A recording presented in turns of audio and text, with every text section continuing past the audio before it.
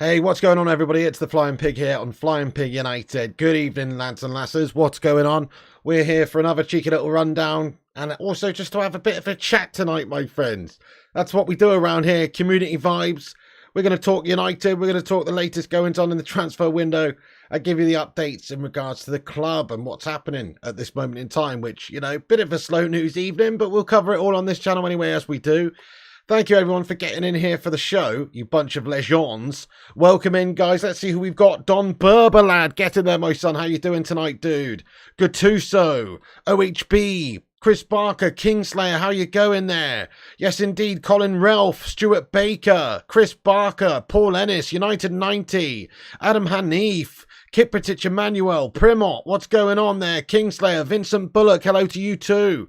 What's happening? Eamon, Andrew Goncars. It's the gaming simp as well. Double legendary status there from the double member long schlong Don. That is Don Berber / the gaming simp. Hamza Patel, United 90, Scott 05, welcome in. Aaron, Alex Walker, Leanne Reeson, get in there. Dean M, Duncan Belifo, Welsh Red, The Vootinator, Rushmano. Everybody, thanks so much for getting in here, guys. I really do appreciate you. Yes, indeed. Do us a favour at the start of this stream and smash the like button on it. Give us a massive thumbs up if you haven't done so. Drop a cheeky little like on it. Oh, yes, you know it makes sense. And share it around so you can retweet the stream. It's at the top of the live chat there. If you're over on Twitter, go and give us a retweet. That'll help us out big time. We'll also shout you all out later on. And also the main man, Mr. Sin Games, is actually working on a cheeky little bit of technology for the channel where all the retweeters are going to be showing up somewhere over there or something like that, so we could just you can actually have more of an incentive to retweet, guys. So that's good, isn't it? So that's not on tonight's show though, but that's coming soon. So do us a favor, retweet the show. It helps spread the word of the show. Give us a share around. As always, drop a thumbs up on the stream. It helps the YouTube algorithm. And subscribe if you're new to this channel. Hit the subscribe button if you haven't done so. Get yourself involved. Hello Malps, Adam, Lewis Eraser getting in here. You Viewed, good evening. All the legends and legendesses joining us tonight. Rocky, Stacey, Must Play, Tiny Legs Tony, Thugger 007. Everyone, thanks very much for joining in and getting yourself aboard the Bacon Express tonight. So, like I say, I mean, obviously there's nothing major in terms of new breaking news this evening, but that's why we get on at this time, around about 10 p.m, to give you all the latest news and updates that come out for the next hour or so, because there is usually some meaty bits of information that do come out. I was just listening to the 1958's broadcast on the old Twitter Spaces, just in regards to the protest that's coming up against Wolves. I had to come on here and jump on at 10 o'clock though, so I wasn't able to finish the show. But you know, interesting stuff. Once again, you know, as somebody who's got a couple hundred people who watches them daily, I'd just like to reiterate that you can do what you can to protest against these Glazer shithouses and their ownership of this football club and their mismanagement of this football club. You can only do what you can, but whatever you can do it, i.e. protest at games. I like the idea they were talking about maybe a sit-in, you know, rather than empty Old Trafford and boycott the games. Maybe it makes a little bit of sense to refuse to bloody leave at the end of these games, you know what I mean? Sit in for an hour afterwards, get a cheeky little, lunchbox together, get a packed lunch and go to town there, wait it out, stuff like that, you know, just, I don't know, make the media pay attention, get the information out there that these Glazer parasites are obviously mismanaging this football club and shouldn't be the owners any longer, and hopefully we can get them to sell the football club at some point. But I mean, you can only do what you can do. Not buy the merch, I guess, not attend, but maybe attend and refuse to leave. Maybe share around all different aspects of the Glazers Out campaigns, that kind of thing. And obviously don't buy the sponsors clobber, all that sort of stuff. You can have a little bit of a say in what's going on, but it is difficult. Obviously, these Glazer shithouses have the stranglehold of the football club. But absolutely don't buy the new shirts, United 90. That's it. I mean, I can't wait to get the new red kit, I'll be honest, when those Glazer shithouses have gone. And just like most of the kits I've got, like this kit, for instance, right? This kit, I didn't buy this kit when it first came out. I got this kit off eBay, guys. I got this kit off eBay. I'm wearing another man's shirt. I got this a couple of seasons after Manchester United released it, because I don't want to give the Glazer shithouses my cash. I do really like the shirt, though. That's what I'm saying. So, unfortunately, the money has already gone to the Glazer shithouses from this shirt. But I didn't give my money to the Glazers shithouses because I bought this off some other sweaty bloke. You know what I'm saying? So stuff like that, peeps, you got to understand. You can do what you can, maybe. You can only do what you can, but absolutely, the Glazers out it's a disgrace and a nonsense. Hey there, Ronnie Dodge. Thank you very much for getting in here, my friend. Appreciate you there. Thanks for the super chat, Ronnie. Welcome in the stream tonight, Ronnie Dodge. How are you doing? Thanks for joining us. He says, Hojlund unveiling at Old Trafford is big for the young lad. Spot on indeed, Ronnie Dodge. We've got that to cover in a few minutes' time. We'll do that very shortly. You're a legend there, Mr. Ronnie Dodge. Thank you so much for getting in here. Raw, lad. Oh, yes, let's get some raw emojis in there for Ronnie. Thank you, Ronnie. 181 legends in it already. Good evening, guys. Crikey, these late night streams picking up a little bit of traction, aren't they? Oh, yes. Hit that thumbs up button. Share us around. We can get even more traction, my friends. Yes, indeed. And also, subscribe to the channel. We're only one subscriber away from 72,750, which means we're closing in on almost getting to 73k as well. So hit that subscribe button if you're new to the show. That would be amazing. Yeah, the graphic design of the sub counter is better. I know it's better, isn't it? Yeah, shout out Sin Games for this as well. Sin Games is the don of these streams. Anthony Okonkwo, what's going on, lad? Yes, indeed. Thanks for joining, everyone. Absolutely. Let's get some hashtag Glazers out. Well, Malps, as sad as it is, you know, as sad as it is, it's like you saw what sort of impact that Liverpool game had where it got called off. Nobody wants that, really. You want to watch the game of football, don't you? But it's for the good of the greater cause, really, to try and to get the coverage for the Glazers out campaign. Nobody wants these Glazers at this football club, or certainly 99.9% of the fan base thinks that the Glazers are obviously causing problems in terms of their mismanagement of the club, keeping us in debt, and that stranglehold they have on the club of making the money for themselves and obviously not really caring about what Manchester United are doing on the pitch as long as we're reasonably competitive and keep the money coming in for them. That's all they really care about. So if we can, I don't know, do something, it might seem a little bit, I don't know, maybe counterintuitive, but there was a heck of a lot of media coverage that went around the world when that Liverpool game didn't take place. Things like that, it's obviously you can do what you can do. And the Wolves game coming up on the 14th is another one of those. Big plans for protests. Absolutely, Rushmano. So if you want to get the some plans in there for the protests shortly, I know they were waiting, I think, until the end of that Twitter space to discuss, and I've obviously jumped on for my 10 o'clock show. But if you want to just clarify what they're proposing throughout the show as and when it happens, my friend, that'd be amazing. But thank you very much for that. We've got a super chat here from Zayn Miyasi. We might as well read this out because he sent a $9.99 super chat. Thank you, Zayn.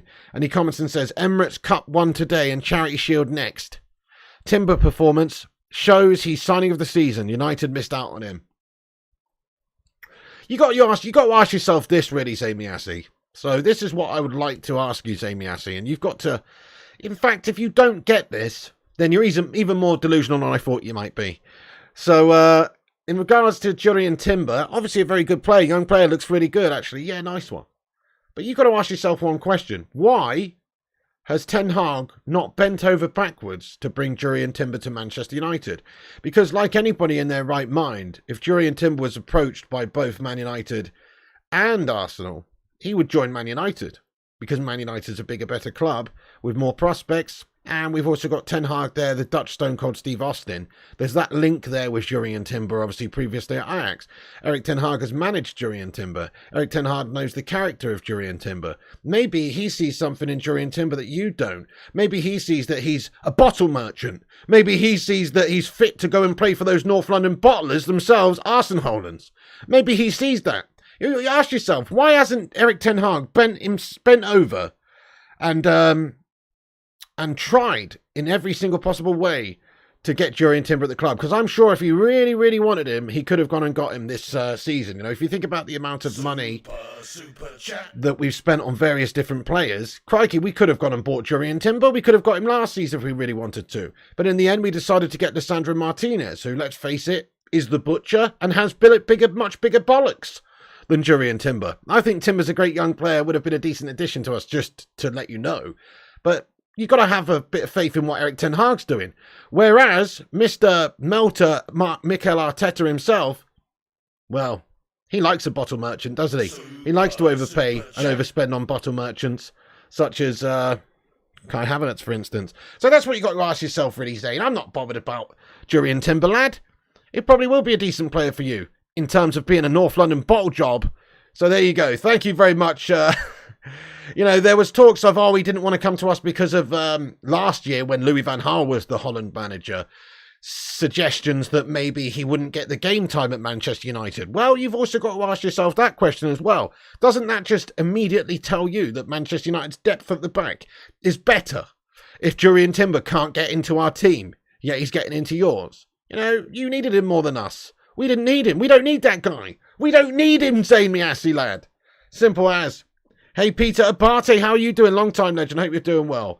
But anyway, nobody cares about your Emirates Cup guff there, Zayn Miassi. Anyway, thanks very much for your super chat, bro. Dutch Christ, thank you very much there for the 6-month membership. He says, another sorry excuse for a protest. What's the point? Well, Dutch Christ, if you're not part of the solution, mate, you're part of the problem. And you can, like I say, people can only do what they do. It's hard to get the whole fan base involved, obviously.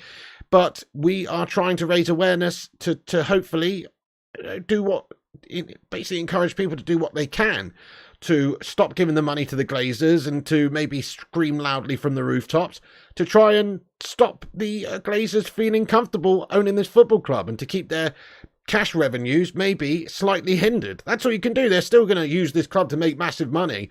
But, I mean, it's on the cusp of hopefully being sold at some point. Lots of different media outlets reporting, it's halted, it's paused, etc. Others suggesting that it hasn't been paused. You know, Mike Keegan earlier on said that it wasn't paused and it was still in the process of going through the motions of a sale. But we don't know that for sure, obviously. You know, there's things that can be done from the fan base to accelerate that process, I think. Not that much, maybe, but certainly something's better than nothing. So you can only do what you can do. Get games cancelled or have sit-ins or, you know, don't buy the merch, don't give them the money, affect the share prices, affect the sponsorship, feeling comfortable, wanting to actually do the business with Manchester United, which hurts the Glazers' bottom end. Unfortunately, these things will hurt Manchester United in the short term, but you've got to look at the bigger picture. So I agree, Rushmire says anything fans can do helps as much as possible. So there you go. It's not about, it's not pointless for a start. It might not have as massive effect. You know, like if it's impossible to empty the stadium because people go in there, they're saving up for a long time. Football's expensive these days. They go and they got to get hotels and travel and tickets and, you know, they want to support the team that they love and they want to watch the game. So it's hard to convince everybody not to go. But certainly, maybe that's not even the answer. Maybe the answer is doing other stuff to raise awareness. But certainly one of the best ways, I think, is when, like, for instance, that Liverpool game happened and it didn't take place because of the protests. Stuff like that means that awareness is raised globally and it affects things like share price, which the Glazers do take notice of. So whatever the fans can do. There you go, full sitting after the match, Old Trafford for 1 hour after the Forest game. Get in there, Rushmano. There you go. So things like that would be absolutely stupendous in order to get the media coverage, make a point. And as they were mentioning on that Twitter space on the 1958 Twitter earlier on, it's like there's things that can be done like that which raise awareness rather than maybe trying to get everybody to not go to the game. It's easier to maybe convince people to stay for a while afterwards and stage a full protest sit-in rather than not go and watch the team that you love or go and fulfill the tickets that you've paid for, etc. So, you know, there's no definitive answer. There's no easy way of raising the awareness, but just do what you can do, guys. Spread the word of the Glazers out. Hopefully one day these guys will be gone. Once they've gone from our club, we can all breathe a little bit easier. We can have faith that maybe we can start to really challenge for what we should be challenging for. And United, really, if we're being honest, should be right up there in terms of success. And the last 10 years in particular have been an absolute shambles. So, yeah, hashtag Glazers out. Thank you, though, for bringing up the point there, Rushmano, and letting us know about what's going on. And there's a big meet-up outside the Trinity for the Wolves game. Bring your banners. Get in there, my son. Yes, I heard that little bit, actually. So, meet up outside the Trinity for Wolves game. Bring your banners, guys. Hashtag Glazers out. Get them gone. Get them bloody gone. Thank you, Rushmano. And the Gaming Simp getting in here with a £2 super chat, lad. Thank you so much there, the Gaming Simp, bro. Get it. He says, nobody gives a flying F, Zane. That's true. Nobody gives a flying F about Arsene Hojlunds, about the Arsers and their players, to be fair. We actually don't care at all, do we? Yeah, well said there, the Gaming Sim, lad. Let's get some raw love in there for the Gaming Sim. He's absolutely spot on. Zayn Miassi always coming in and talk about Arsenal. Zamiassi says Timber supported Arsenal when he was young. Well, I guess Timber's an absolute little twat then, isn't he, mate, to be honest? You know what I'm saying? I guess he's a prat then, mate. I guess he's got bottler in his DNA then, lad. Do you know what I'm saying? I guess he's used to being a bottle job then if he likes supporting Arsenal Hojlund's lad. So there you go. That makes sense. That makes sense. If he supported you guys when he was young, crikey. Oh, no worries, Rushbano. It was an interesting listen, bro. It was an interesting listen. Obviously, I had to duck out a little bit early because I set this stream up. But yes, I did listen to much of it.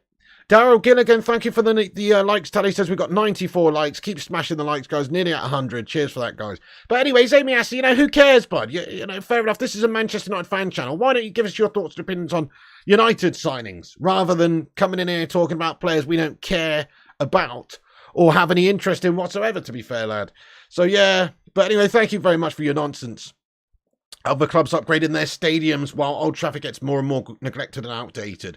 Spot on. I mean, Manchester City having planning applications approved just a couple of days ago for improvements to their stadium. We're talking hotel rooms and sky bars and the lot.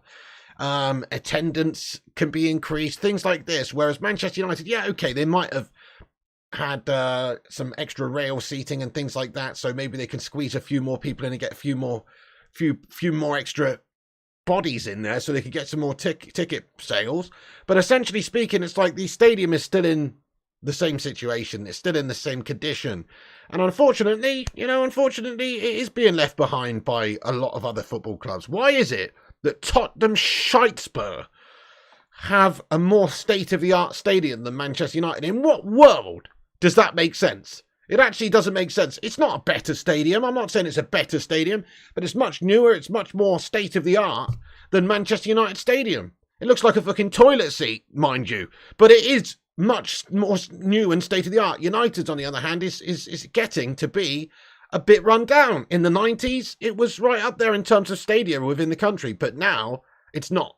So how is it possible that Tottenham have a better stadium? How is it possible that West Ham have a newer setup? Obviously, we know why, because the Olympics was hosted in London in 2012, and they got the Olympic Stadium and whatnot. But even so, fucking West Ham have got like facilities that are newer and better. I mean, what sort of sense does that even make? It doesn't even really make sense.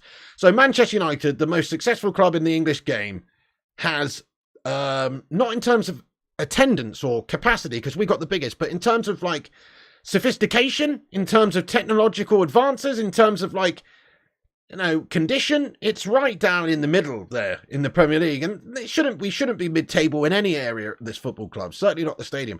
So yes, we certainly need to invest in that area. The Glazers probably won't do it. And even if they did do it, they would be doing it under the guise of raising outside investment, not themselves putting money into the football club, but them actually generating cash from outside sources, which doesn't solve the problem of the Glazers still being here, siphoning all the money out the football club. So that's the problem. Manchester United's stadium in terms of technology is mid-table. And any department Man United are mid-table in is just wrong. We should have the best of the best when it comes to the stadium. We should have the highest capacity, but not just that. We have got that, by the way, but we should have the best facilities. We should have the best experience going to the stadium. That's what should be capable of the best club in the world, or certainly the best club in English football history. That's what we should have. We should also have the best training facilities. As I say, they've only just started to spend money on actually getting proper facilities for the women's team. It's quite an outrage. So as long as that continues, we will not be able to compete with the top side for all departments. We shouldn't be mid-table in any area of this club. We should have the best scouting network, the best youth recruitment system, the best, the best facilities and stadiums and cutting-edge, state-of-the-art technology within our training ground and all that sort of stuff. We should have the absolute best. And unfortunately, we just don't have that. We don't have that at all. Not even top five, says Rushmano. It is a disgrace and a nonsense. Vincent Demise says, Timber said Superior Lissandro kept him in check, says Vincent Demise. Empty says, what's with the title of the vid? He completed his medical this morning. Yes, we spoke about that this afternoon, so I will get into that in a minute. Just hold your horses there, MT7 lad. There is news, obviously, about when he's going to be officially unveiled. That's the delay, which we'll get into in a moment, lad. We know he's coming, but the hope was that it would be officially announced by maybe today or tomorrow, and that's looking less likely because of various reasons, which we'll get into in a moment. Patience is a virtue, my son. Vincent Demise, thank you very much for your super chat there, bro. He says, Timber said, superior Lissandro kept him in check. Well, there you go, exactly. I mean, I don't know what's going to happen with Timber at Arsenal. Probably will be a success for them. But we've gone and got Lisandro Martinez for a reason, because, like you say, he's superior. Ten Hag could have put all of his eggs in the Jurriën Timber basket last season, but he saw, obviously, Lisandro was better. So we went for him. And we haven't bent over backwards to try and accommodate Jurriën Timber, which I'm sure we would have been able to do if we really wanted to try and go and get him. So I trust Ten Hag. I trust what he sees or doesn't see in these players. So let's just... and we should have the best pies as well, Madhouse, absolutely. Hey, Stephen Pennington, thank you for subscribing to the channel, mate, and becoming the 72,750th subscriber, mate. That is awesome. Thank you so much, everybody, for getting in here and, subscribing to the channel. I really, really do appreciate it. Thank you so much. Get in there. You haven't missed anything, Mark Coughlin. I'm just talking about the Glazer shithouses. But for now, it's boring, isn't it? I mean, there is a report here, guys. I'll put it up on the screen. We're not going to talk too much about it, but in terms of the report, there is remains a confidence among some close to Sheikh Jassim bid that they will win the race to buy Manchester United. This is via Mike Keegan and via transfers_UTD on Twitter. But in my humble opinion, obviously we don't really know, but it is expected Sheikh Jassim's got the biggest money offer on the table for the entirety of the football club. Let's hope that that comes to fruition and Manchester United can obviously be sold sooner rather than later to Sheikh Jassim. It's not like we want to really,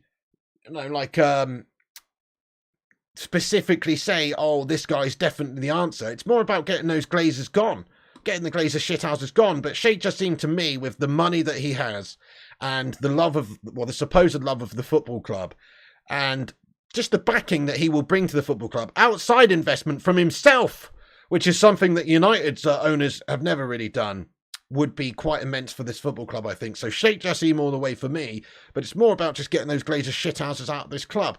AML, thank you very much for your £10 super chat here, lad. Go on, get in there, my son. He's going in there raw. Break out the roars there for AML. Thank you, AML.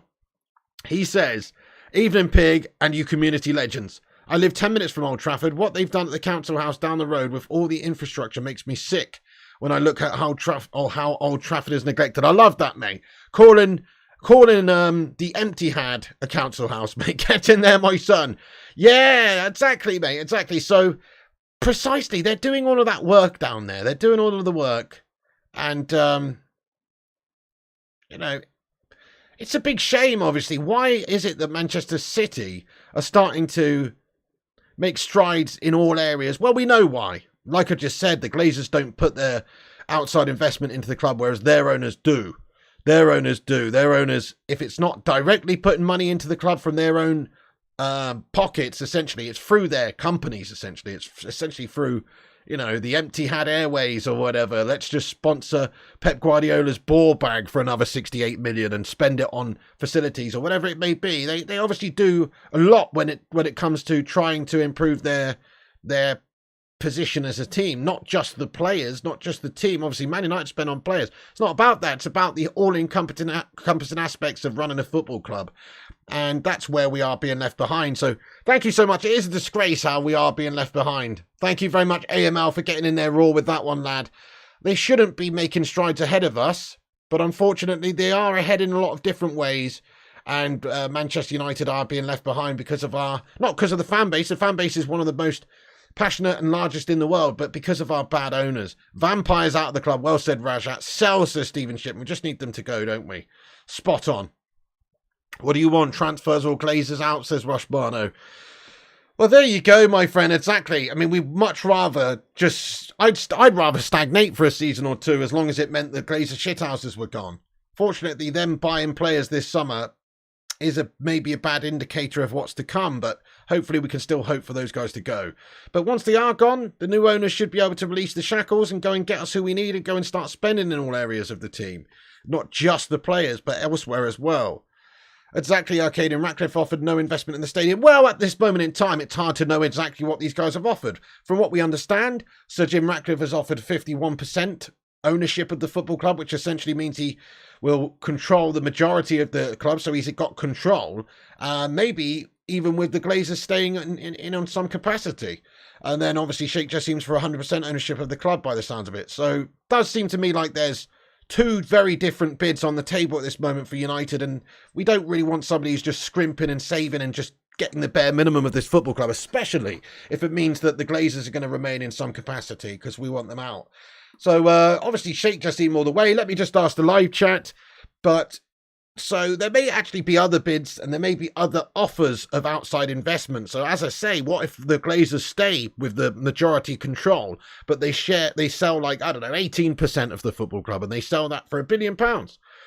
Who's to say that they couldn't go and appease the fan base to a degree by spending on the infrastructure and getting the stadiums? But it doesn't solve the problem. They'd still have the control. So there's still a chance maybe they're looking for outside investment to sell a piece of Manchester United. But let's ask the live chat. Who would you prefer? Qatar, aka Sheikh Jassim, or Sir Jim Ratcliffe and Ineos to go and end up with the full sale, or not the full sale, but the purchase of Manchester United? Who would you rather go and see come in as the new owner? Exactly, must play. If Qatar doesn't buy United, then Glazers will control United for the next 5 years. Yep, Brad Wright says Qatar for me. Get that oil money in on top of what we will make, says Brad Wright. Precisely, yeah, exactly. Absolutely. Quite funny. Lots of people saying Qatar, Qatar, Qatar, Qatar, Qatar, Qatar, Qatar. Absolutely Qatar. I mean, you know, it's funny, isn't it? Listen, these sort of deluded comments from people like Ryan here. He says, Sheikh Jassim on the way, Qatari state killing apostates and LGBTs while Mbappe is killing it on the pitch. Qatar in. So he obviously feels like Qatar is moralistically not the right way to go. But you know what? Guess what? Do you know who our current owners are, mate? They're Americans. Now, I love America, but if you think that America doesn't commit some sort of atrocities around the globe, crikey, you are delusional, sir. You know, so your anti-Qatari takeover. Well, currently we've got Yanks who own the football club, lad. Do you know what I'm saying? And those guys haven't got the best morals either. And even if we had Sir Jim coming in, he owns a fecking big chemical company which exploits people and causes issues around the world and, you know, isn't the best situation for the global environment. So goodness me, it's like, you know, the fact is, this is the reality. When you get people who are that rich, that have billions to spend money on Manchester United to buy the football club, none of them are going to be saints or angels.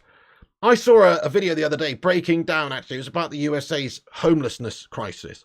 And I saw a video that said that all of the billionaires, there's thousands of billionaires in America, and if all of them chipped in £40 million, they could completely eradicate homelessness for the entirety of the nation. But they don't do that because people are greedy and they've got that sort of money because, let's face it, they're not necessarily all about doing the right thing. They just want to amass the most amount of wealth and they're a bit greedy. So I think that's going to be the case for all of these super billionaires. Nobody's perfect at that end of the spectrum, unfortunately. They're all kind of greedy bastards. They've all got moral issues. I think that's honestly the case. You know, Elon Musk spent 40 billion on a fucking social media account, basically, or a social media platform to change it to X for his big ego. What good could he have done with that $40 billion? Do you know what I'm saying? Like, come on. And he's one of the good ones, apparently. So all I'm saying is there's so many, it's difficult. It's unless you can get fan ownership of this football club, unless we can raise billions together, which is just a logistical nightmare, and buy the football club, whoever ends up with the football club, it's not going to be perfect. The Glazers staying is morally wrong. The Glazers staying causes us issues. At least with Qatar and Sheikh Jassim, we've got an individual who seems to love United and will bring us back to our best days.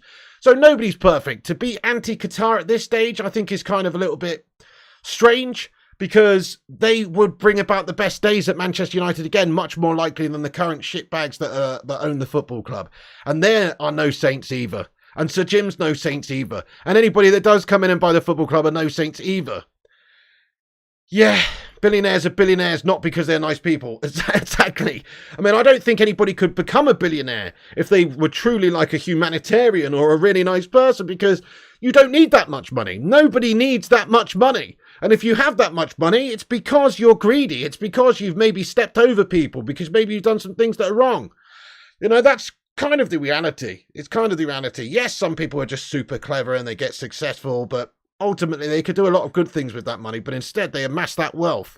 And Yeah, I'm just saying, it's obviously easy to say that, but there is no perfect owner for Manchester United. So for me, exactly there, Berber. For me, the best bet would be probably Qatar. But Sir Jim, obviously, he's got a big chemical company, which I'm sure is responsible for issues environmentally at some stage. I mean, there was one of their facilities blew up in North America a few months back, if you remember. You know, that's not good for the environment, is it? So stuff like that. And that's just the tip of the iceberg. But anyway, it's a sad world we live in, to be honest, and the people with all the money have all the power. And it's like, crikey, if Rushmano was a billionaire, I would trust him with my loins. I would trust him with my loins to run Manchester United. Let me finish that sentence. Let me finish that sentence, guys.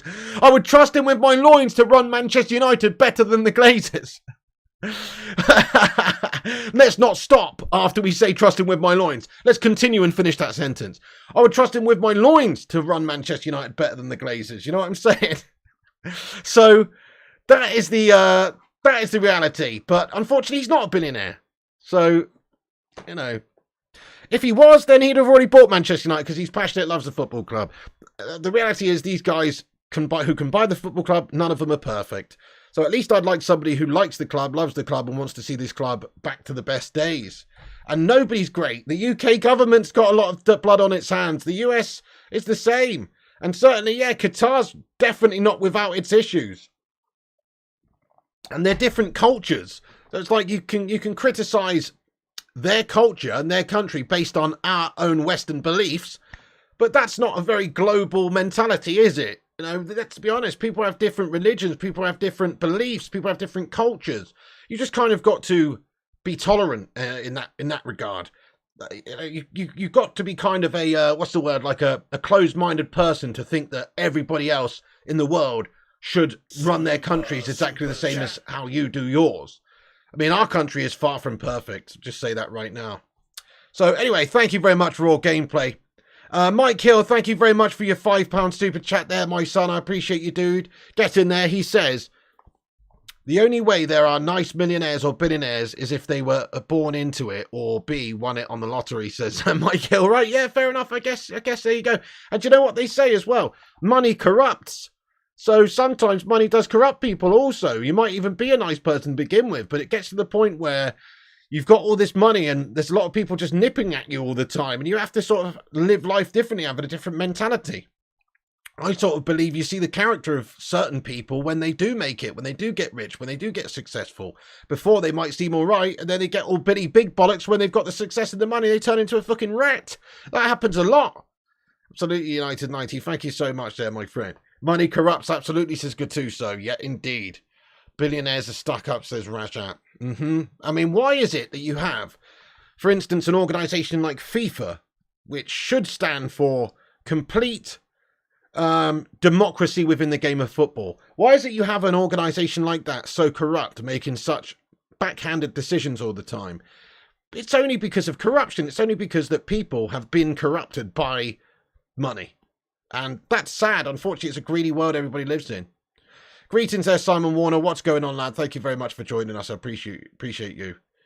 Yeah, there you go, Mark N as well, you know. And nobody here is perfect in terms of morally. Even nobody here is perfect.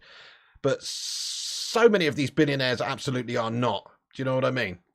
Who cares, Ryan? If it's state-backed, absolutely no problem with that. Exactly. There you go. Exactly. It's just one of those, isn't it? It's like some people are just going to rather, I don't know, have the Glazers, who are scumbags, run the football club forever into the ground. People complained about the Qatar World Cup, and as soon as the first game kicked off, they forgot all the human rights stuff, says Berber. I mean, it's a fair point. They're definitely not perfect. Like I say, I mean, supposedly like 100 people or something died building the stadiums there. It's an absolute atrocity. But to pretend like the UK is squeaky clean, or, you know, the owners of our football club are squeaky clean, is just absolute wrong. Red Adair, thank you very much for the $4.99 super chat here, boss. He says, Radcliffe brought all the fracking rights off the Glazers' dad back in 2015 around Old Trafford, Urmston, Stretford, Carrington. Now you know why he wants United. Red Adair, that's quite interesting, lad. Coming in here with some insider knowledge, mate. Thank you very much, Red Adair. I don't know much about that, but hey, listen, that is interesting, lad. Frackers. What a bunch of frackers, mate. Get in there. Thank you very much, Red Adair, for that bit of information. I really do appreciate that, lad. Thank you so much. Guys, let's get some love hearts in there for Red Adair. Well, there you go. I mean, listen, there's obviously reasons why he wants the football club. I think one of the main reasons is it's a business that generates a lot of cash. That's kind of what I think. I look at the Sheikh Jassim bid for Manchester United and his potential ownership, and I personally believe that he, whether you think that his money is gained from the correct places or not, I think he would actually spend money on Manchester United to make us as good as we could possibly be everywhere. Whereas with Sir Jim, I've got my reservations that maybe he would just be a Glazer 2.0, where he comes in and controls the club and then just runs it as a business to essentially make money. Whereas Sheikh Jassim would be putting in, I think, a lot of money into the football club, which then helps the football club in all departments and gets us what we need, hopefully. So who knows how these guys would approach it once they're here. Obviously, everybody's going to talk a big game. But when you just look at the outright amount of money that Sheikh Jassim is worth, you've got to say that, to him, making Man United a great football club again would be chump change to the guy.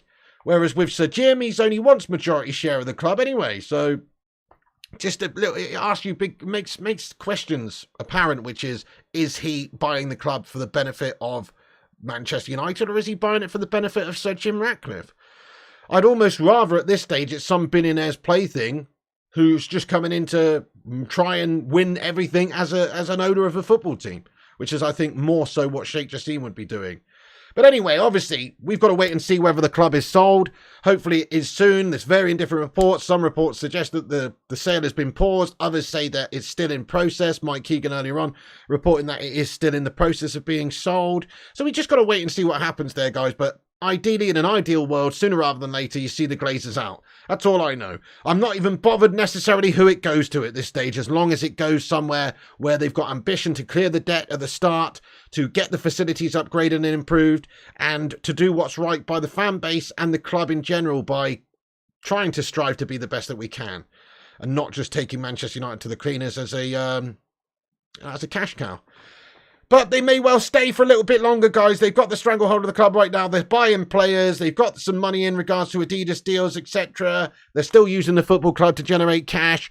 I mean, it's understood that these sorts of deals were obviously part of any bids as well that will be factored into bids basically by Sheikh Jassim and Sir Jim Ratcliffe, perhaps even in regards to the transfer dealings as well. So we've got that to cling on to. But at the moment, the Glazer shithouses are still here. Let's get some hashtag Glazers out in the live chat, please, guys.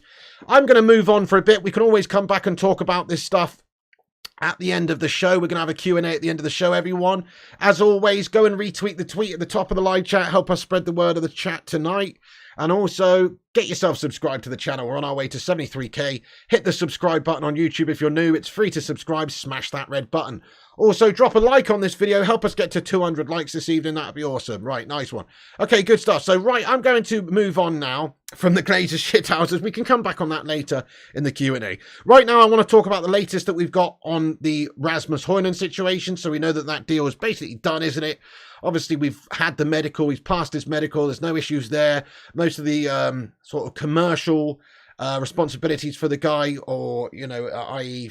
taking pictures in the kits and all that kind of stuff has been done. So we're just waiting for an official unveiling and the official announcement from Manchester United, which will hopefully come in the next couple of days. But it is expected that there will be a delay on that. Delayed situation for whatever reason. I think it's probably down to just processing of paperworks. Manchester United generally quite slow with these things at the best of times. But Fabrizio Romano this evening says that Manchester United are aiming for the weekend to unveil Rasmus Hojlund as a new signing. It's the visa and contract work being finalised. So the visa, contracts, few little bits and bobs of paperwork to finalise before they can guarantee that he can be announced officially at the football club, which is a big shame, really, because I wanted to see him playing at the weekend against RC Lens.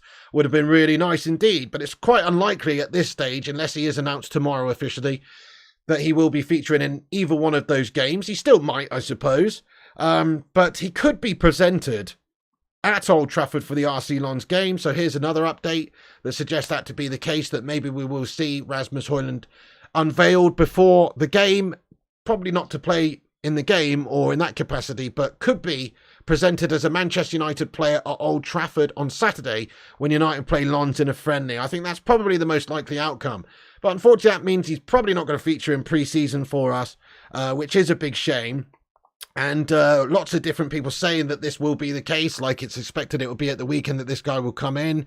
This says Manchester United's press officer, Andrew Ward, has confirmed that the club are not planning to announce Rasmus Hojlund until the weekend. It will probably be done during the friendly match against Lens on Saturday. So that's a little bit more info in regards to when and how and why and when and what will be going on with Rasmus Hojlund, hopefully at the weekend.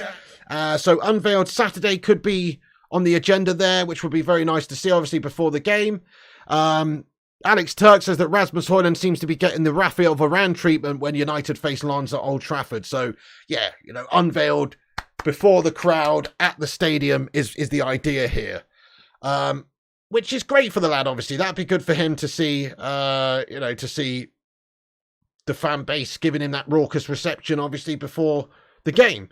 And to be unveiled officially. I think that's what we're aiming for here with Rasmus Hojlund. It looks like, yes, they could do an unveiling now, tomorrow, tonight, anytime. But I guess for impact, maybe they do it the night before. Maybe they do it the morning of. And you see him unveiled officially like Raphael Varane was at the stadium. So I think that's probably fair.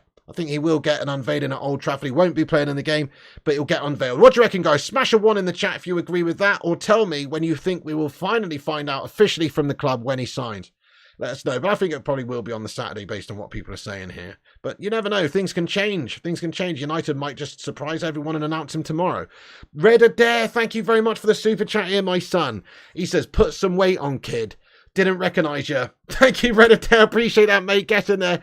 Yeah, so I'm just under 15 stone at the minute, mate. So almost 8 stone lost. I'm sort of stagnating around, though, plateaued. I've plateaued, mate, like Slabby Maguire's career 2 years ago, lad. So that's my problem. I just struggling to lose any more. But yeah, no, I'm all right at the moment. But I'm trying to sort of maintain, maybe even add a little bit of muscle and just get rid of a bit of the old fat lad. But thank you very much for noticing that I've lost a bit of weight there, my son. I appreciate that. Yeah, not so much of a blubber man these days, lad. Get in there, Red Adair, son. Thank you so much, dude. Chris Barker says, my missus says, Howard Pig. How you doing there, Mrs. Barker? Hope you're doing good today. Thanks for getting in. AML says, Pig's looking peng. Thank you so much there, my son. I appreciate it. Oh, yes, you know it. You know it. Thank you. You're making me blush, guys. Thank you very much. But anyway, so let's just talk about expected that he'll be unveiled Saturday at United. These are some interesting stats. Obviously, I'm sure you know the stats of Hojlund already because we talked about them a lot. Last season, he got 11 assists, 9 goals in 20 Serie A appearances. Good creator as well as goal scorer. And at 20 years of age, he's also got 6 goals in 6 games for Denmark, 9 goals in 20 for Atalanta. And he's a reported Man United fan. So it seems like we're getting somebody who's got big potential. I mean, it's funny, isn't it? People were looking at the goals alone, like Craw here, who's a Man City scummer, who's got a skull in there with 9 goals with a picture of Haaland as his avatar. Get out! But the reality is, potential is what this guy has. He's got the potential to be one of the best players in the world in a couple of years' time. So right now, yeah, the 9 goals isn't going to blow anybody away from the history books of what he did last season. But people are just a little bit too narrow-minded to think that maybe this guy could go on and actually be a cracking player for us. And he's a different sort of player that we signed. Instead of going to get some big name prima donna player on massive money like a Edinson Cavani or a Cristiano Ronaldo or a Zlatan or something like that, they're all great players, but we're going to get somebody who can be the next one of those. We've invested early in this guy and we're hopefully catching a really great player on the up. So that's the difference here. This guy, statistically speaking, is very impressive. And he's not just a one-dimensional Haaland melter. He's somebody that can obviously get involved in the build-up and create as well. So I think we've got to get excited for Hojlund. Look, only time will tell. Who's to say? He might well end up being a little bit of a flop. It's hard to say really what's going to happen with players. I don't think he will be. I think he'll be a cracking player for United in the future. But he could still be a flop. So many things can happen. So you just got to hope that he progresses as we hope he will. That he's as good as all the hype. And I'm pretty sure, based on who Ten Hag's brought in so far, that he will give him lots of chances and bring him along and probably end up being a very good player for us. Most of Ten Hag's players that he signed have done, and even the ones who haven't at this moment in time still have the potential to do that. Like, people would say, oh, Antony's already a flop.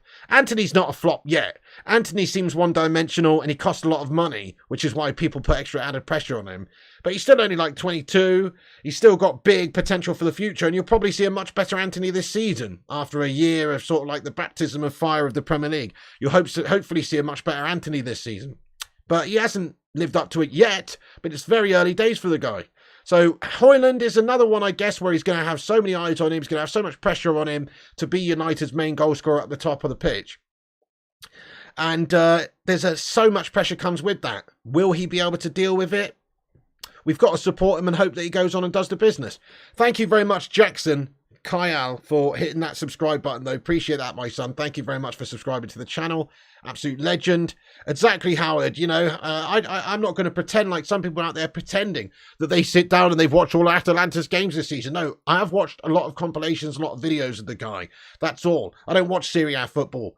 Hardly at all. It's just the fact that, you know, if you go and look at his videos, go and look at his highlights, I guess you can make anybody look good on YouTube, but he really does look good. He looks like he's got such great pace, strength, and he's only 20. So that's only going to get better over the next couple of years. Plus, he has, good vision and skills and intelligence.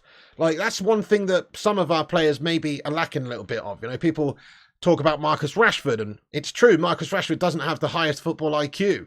He's not the best visionary player. He doesn't pick out the best pass. He does sometimes, but let's face it, he's a direct player who runs at people and shoots and creates chances with just sort of like intensity. He's not necessarily doing the intricate, elegant, clever little flicks and passes and things like that maybe we would like him to.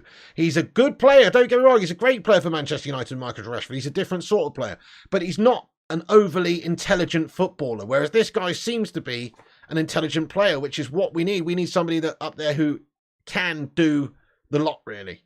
So we'll see. Only time will tell. He is 20. He has only done it for Denmark and Atalanta in Serie A right now. But I believe he'll probably go on and do some pretty good things for us. And you need different elements up the top of the pitch. Like I say, he could be a good foil for Rashford. Hopefully bring the best out in Antony. Antony has the potential to be a fantastic midfielder. Just needs the right coaching with his right foot. Yeah, maybe so. Or maybe you just unleash his potential with his left foot. Let's be honest. I mean, there's been great players. Think about Ian Robben. Ian Robben is actually a great person to try and compare Antony to, because Ian Robben went down in the end as one of the best players in his generation. But he wasn't at the start of his career. You know, if you think about when he was at Chelsea with a very questionable balding haircut in his early to mid-20s, he was all right, weren't he? He was pretty good, but he wasn't all that. It's when he went over to Bayern that he flourished and he progressed and he developed, and he only had one foot. He had a swinger, and he was able to go on and do amazing things in the game. So I've still got high hopes for Antony, even if he never really, increases his abilities with his other foot. You don't necessarily need it. As long as you can adapt your game, as long as you can play with the right mentality, right intensity, and develop and progress and keep your feet on the ground, then who's to say that he can't already go and be one of the best players in the world in 5 years' time? There's a big difference. Yeah, I mean, Sin Games says Antony levels behind, to be honest. I've got to be honest and kind of disagree with you, Sin Games. What about Ian Robben in his early 20s? I'm talking about, yeah, okay, Ian Robben in the latter part of his career, he's the finished article. He's the guy. He's the man. He's quality. But Antony right now is a young man. He's not anywhere near there. He's still developing and learning the game and adapting. So give him time. We're trying to judge Antony against people like Ian Robben, who's a legend of the game. We shouldn't be doing that. We should be judging him against people who are 22. That's what we should really be judging him against. So I honestly believe in the future he could go on and do some brilliant things for us. I will admit, so far up until now, he's not really done the business for us to the degree that we wanted him to. But I do think he's a very good player, and I hope that he continues and improves and develops into one of those sorts of guys. Most of them have seen Salah, De Bruyne at Chelsea. Another great couple of examples really there, Mark. Another great couple. Why is it always Chelsea that just don't get the best out of these young players, and then once they've pissed off from Chelsea, they turn into great players? Let's hope the same happens with Mason Mount. But you're right, you know, Salah is another one. Salah at Chelsea is a totally different animal to Salah at Liverpool. De Bruyne is an absolute different animal to De Bruyne at City. You're absolutely spot on. So true. Some of these players are going to develop into great players in their early 20s. Others are going to do it in their mid-20s. Others may do it in their late 20s. That's how football works. People develop at different times. So I'm hopeful that he's going to be a beast anyway. We'll see. We'll see. Okay then. Interesting. He needs to use his right foot more. Yeah. Ovi Ortega says, hi, lad, you need to shave.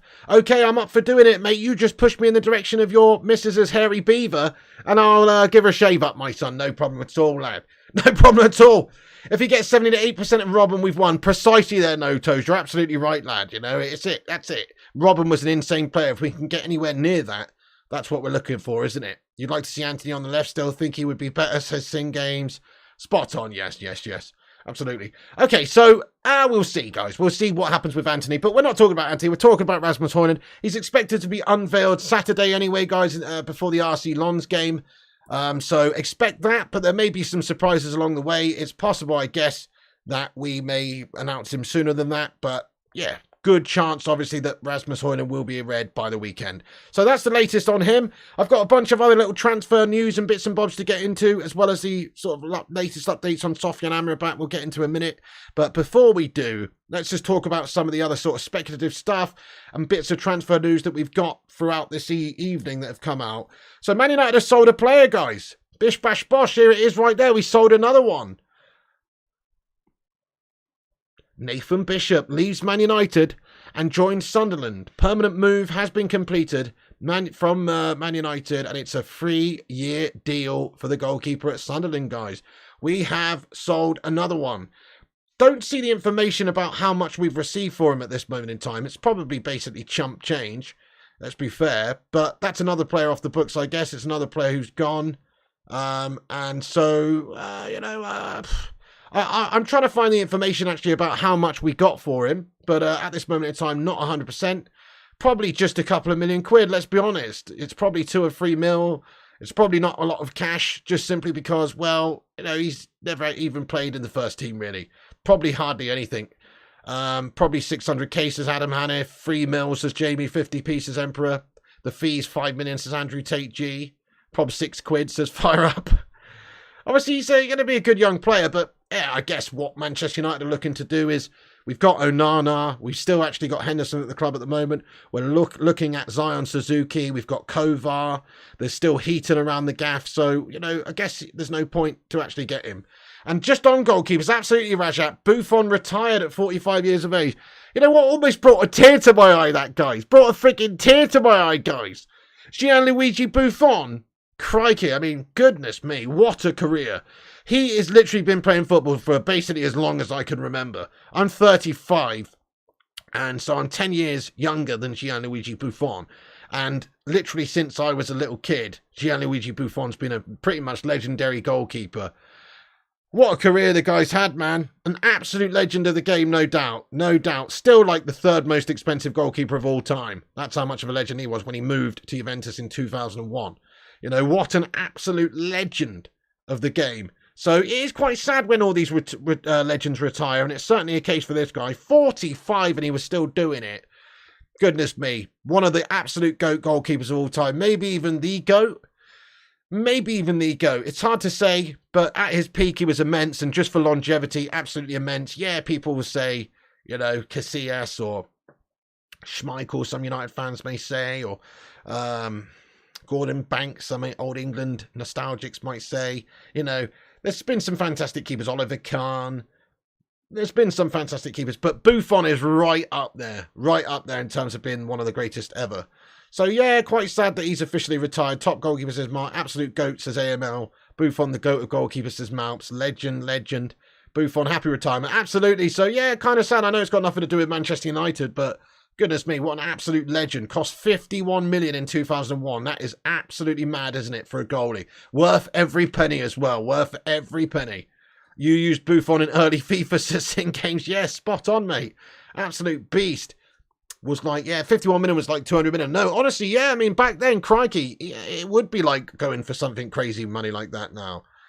You'll never get a better foreign keeper than Buffon, a pure footballing legend, says Simon Warner. Absolutely agree with you. One of the greatest of all time. Oliver Kahn was very good as well. Fire up. Neuer. I mean, Neuer's very, very good as well, but crikey, Buffon's next level, if you ask me. Schmeichel, definitely the best ever for us. One of the greatest ever goalkeepers also. But yeah, Buffon, what an absolute legend. Gattuso, Schmeichel did play for City for a bit, didn't he? But I guess it was different days. It was different days when City were just coming up, some absolute struggling gash team like they should be. I love that clip of back in the day when Gary Neville is in the tunnel opposite Schmeichel and he's leading the team out. Fucking love that clip where he's like just totally blanks him. Like Schmeichel's like, yeah, you're right, mate. And he's like, piss off, you City scumbag. You know what I mean? I love that. Gary Neville's a fucking legend of United. Anyway, yeah, you're right. He did play for those City scumbags. 51 million is crazy for the time, says Sing Games. Lev Yashin as well, says Rajat. A fair play to you. Van der Sar was awesome as well. There, Welsh Red says, I saw Buffon playing against Wales in Cardiff in 2002. Holy shit. Unbelievable. Goalkeeping goat. Seaman was better. Never won a UCL, sadly. Yeah, but, you know, World Cup winner, legendary goalkeeper, absolute. It's crazy. Did he never win a UCL? That's mad, isn't it? I just assumed, with him being a fucking Don, I've always been around those times, that he would have done. But now you mention it, I guess he never did with Juve, you know, but certainly won a World Cup with Italy anyway. Guy was a beast. But yeah, tremendous goalkeeper. He lost in 3 finals. Oh, that's sad, isn't it? That's actually quite sad. Ovi Otega, thank you very much for being a new subscriber here, bro. Appreciate that, Ovi. Yeah, nice one. If you guys are new, then please do smash that like button and smash the subscribe button. Get yourself involved. AML says, Seaman better than Buffon. You what, mate? Who said that? Who said that, guys? We've got to expose this person. Who the fuck said that in the live chat? David Seaman was a great English goalkeeper, in all fairness. What a great player. But undoubtedly not even the best in the Premier League at the time when he was around. No chance. I mean, Schmeichel was a much better keeper.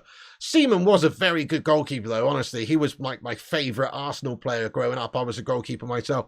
And I did really love David Seaman, actually. Always seemed like a nice bloke as well, even for an absolute gooner scumbag. And when he was playing for England, loved a bit of David Seaman. He was a great keeper, but he was no Schmeichel. And he also was definitely no Buffon. Seaman was a great, though. He's a great goalkeeper.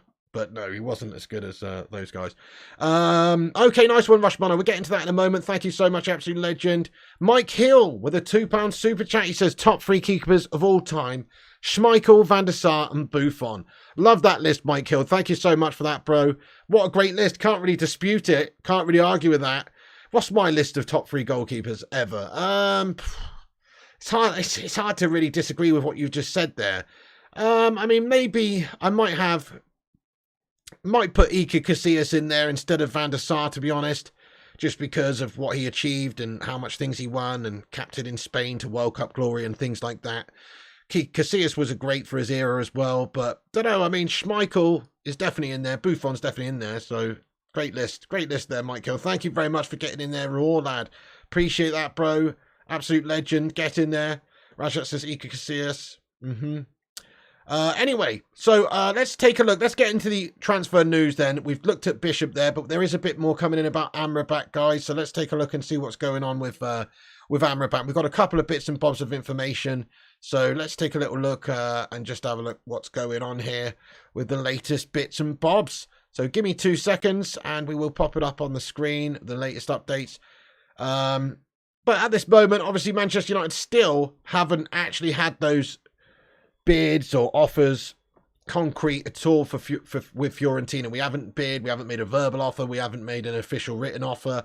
So it is at this moment in time just a case of Man United waiting until we do that, or us waiting for Manchester United to do that. But it is expected that it'll be coming very, very soon.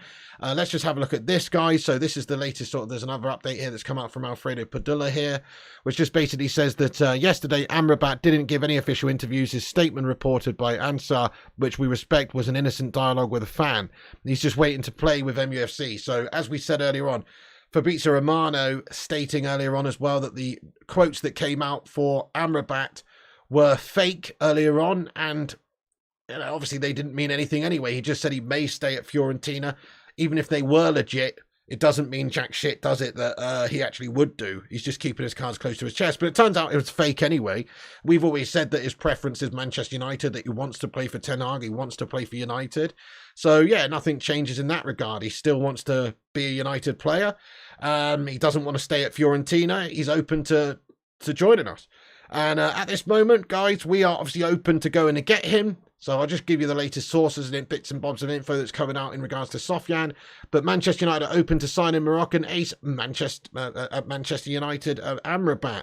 That's from MEN, you know. Expected that we'll go in for a bid in the next few days as well. Give it a few days, probably towards the weekend, and you'll hear about movement coming from Man United for Sofyan AMRABAT. Here's another report that says that Man United are not far from the €30 million Fiorentina request for Sofyan AMRABAT. The next few days could see more positive moves be made. So the feeling always was, get the Hojlund deal done and dusted, and then maybe sell a player to justify adding another midfielder to that squad. So at the moment we have got a bunch of players in there who we've got good depth, but a couple of them are just sort of surplus to requirements. So maybe ship off Donny, ship off Fred or somebody like that, and move in on Sofyan AMRABAT. That's always been the case. So we're still waiting for a player to be sold at United. That seems to be the latest news. But let's make no mistake, he wants Manchester United via Fabrizio Romano. Sofyan AMRABAT wants to go. He wants to leave Fiorentina and play for Man United. He said yes to United already. So that's the key. That is the key thing, really, is that he wants United. He wants to play for Ten Hag. He understands the position of the football club and the ambition of the football club, and he wants to come and play for us in the Champions League. He knows this is a huge club with Champions League football. Great opportunity for him to come in and improve that midfield. So very soon we'll find that out. AML, thank you for your £10 super chat here, my son. Get in there. He says, who's your favourite Manchester United player ever? Right, okay, well, my personal favourite is Cantona. I just loved everything about Cantona. His swagger, his sort of arrogance, his collar, kicking that Palace fan. I loved everything about him. The philosophies. When the seagulls follow the trawler, this is because they think sardines will be thrown into the sea. Thank you very much. I just loved everything about him. What a player. The catalyst for success at Manchester United as well. Largely one of the catalysts for success at United in the early to mid-90s. What a great player. What a great baller. I know he was only here for 5 years, but what a 5 years. What a 5 years. In terms of longevity, my favourite player, one of my favourite players of all time as well was always Ryan Giggs. Can't deny that. In fact, I remember sitting in a circle at school when I was 5 years old, 6 years old, and saying things like, they asked us what we want to be when we grow up, and I said, I want to be Ryan Giggs. I remember saying that, guys. Now, that doesn't mean that I want to slap women around or sleep with my brother's missus. What it means is I want to be a fantastic, exciting footballer. And I was only a young lad then when he was first really getting into United's team. But what an amazing player for Manchester United. You can't deny it. But obviously now he's completely tarnished. Absolutely tarnished. So it's hard to really say him. Paul Scholes is an absolute beast and another one. 12 Premier League titles for Paul Scholes. Unbelievable talent, genius of a footballer. Wayne Rooney, man. Wayne Rooney was epic for Manchester United as well, you know. So it's hard to really choose, but I would say if I had to only choose one, it would be Eric Cantona. Everything. Loved the swagger, loved the arrogance, loved the qualities, loved the catalytic nature of the guy being a success for United.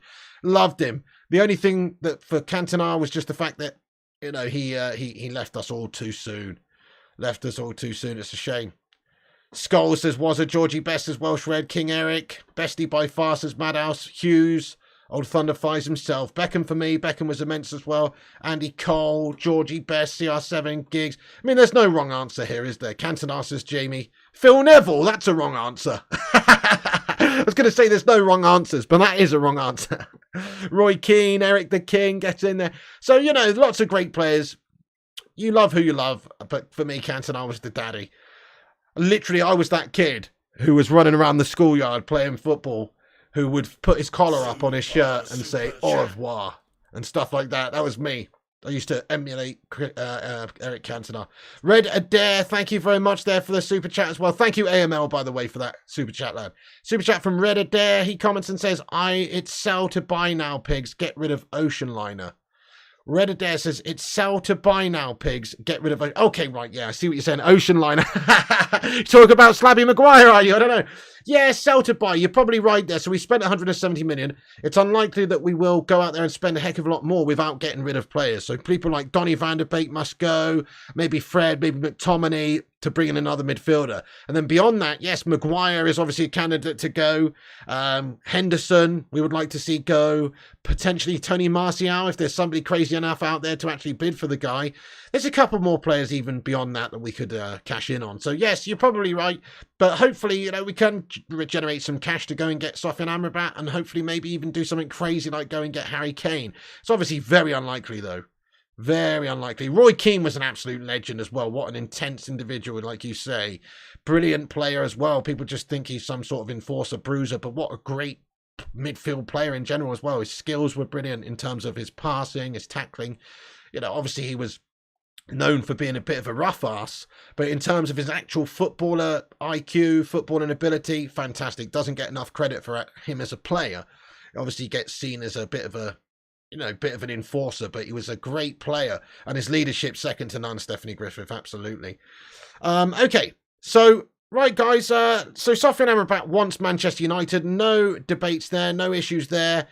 Obviously we're expecting a bid very, very soon, so we'll put this up on the screen as well, which is just a bit more of a report.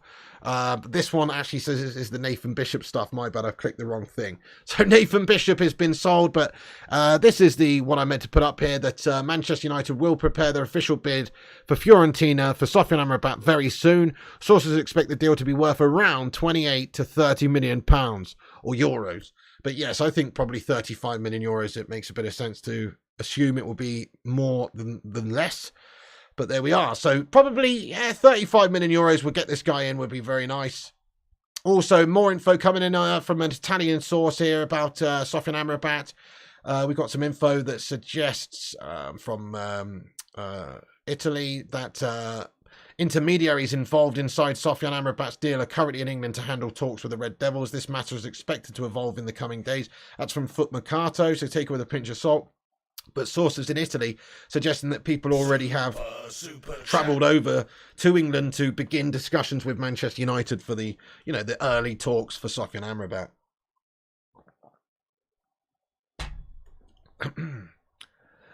Super chat here from Red Adair. Thank you, bro. Says Van der Beek's this weekend, Fred next week. Right, okay, so Rail Sock Off Your Dad interested in Donny van der Beek. That looks like a go-ahead. Probably would be worth selling the guy just to generate some cash and get rid of a player from that midfield so we can go and get Sofyan.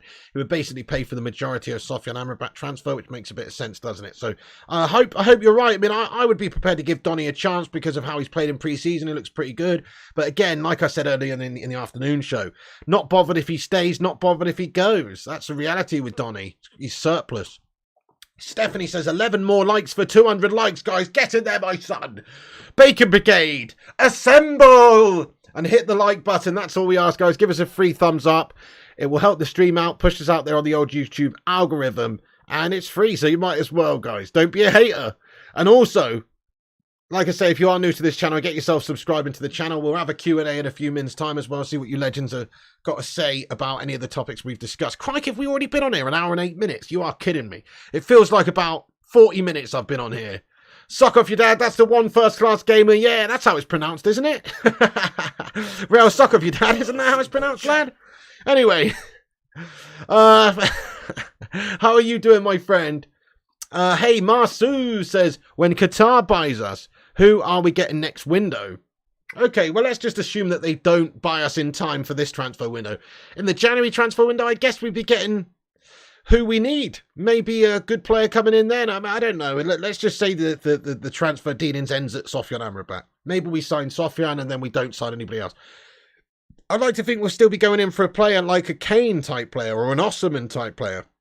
A worldy type striker to come in and give us more goals. I know obviously we're signing Rasmus Hojlund, but I see him as more one for the future and the now, but certainly one for the future. Whereas, I would just like to think that if we got new owners, Kane would be a priority.